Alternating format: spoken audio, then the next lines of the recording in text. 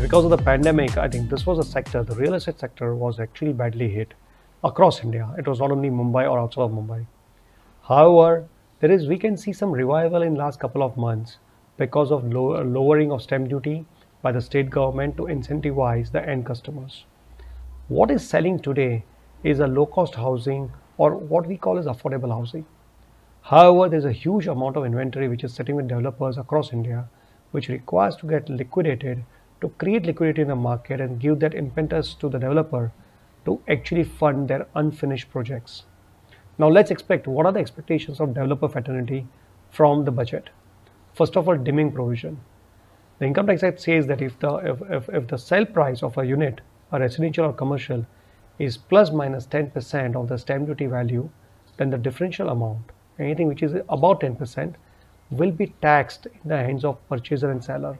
It's a double-edged sword. Now this 10% limit was extended to 20% during the pandemic period only for residential units. Technically, if they really want to revive the market, this 20% range requires to be extended for 2 years, not only for residential, even for commercial. And you cannot have an upper cap on the sale price. This 20% had came with upper cap of 2 crore of the sale price. Actually, in the budget, they should remove the cap. They should give 20% range, and it should be open up for residential as well as commercial asset to really revive the market. One point. Second point, unsold units which have been held by developers for more than 2 years, residential units, actually creates an income, a deemed income under the housing income from house property. Now, on one hand, there's an issue of selling the project. On the other hand, if they are holding the property for more than 2 years, we are talking about actually a dimming taxation in the hands of developer. It's a double-edged sword. To revive the market, this dimming provision of house property income needs to be either deleted or actually postponed for at least 2 or 3 years till the market revive. The third point is on the REIT. When a sponsor transfers shares of a SPV holding asset to a REIT, it is tax exempt. It is tax deferral. So they get a REIT, they get units in exchange of shares, and whenever sponsor sells the units on the stock market, they pay tax. Now, if a sponsor transfers an asset, pure asset, and not the shares of the SPV, transfer of asset in lieu of units of the REIT is still taxable. Now, if you want to really get a level playing field, transfer of asset to a REIT in exchange of units needs to be tax exempted or deferred the way it is for the shares of SPV. Fourth point, input credit. Any input credits of GST at the time of construction is not available in the hands of developer, and this creates a pressure on the developer of additional cost.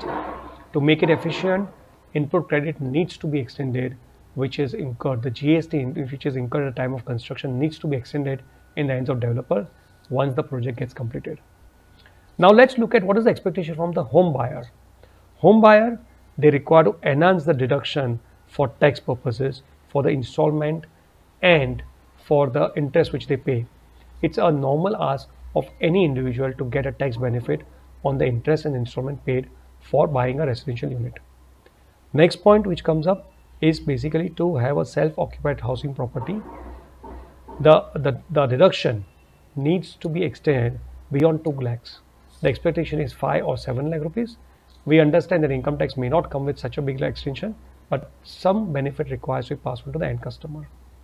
Third point, any loss which is incurred by a home buyer because of non-completion of the project needs to be set off against any gains or any income from house property. This is a specific benefit which you require to give to home buyer to ignite the entire real estate market and let the liquidity flow in the market for developers to complete other projects.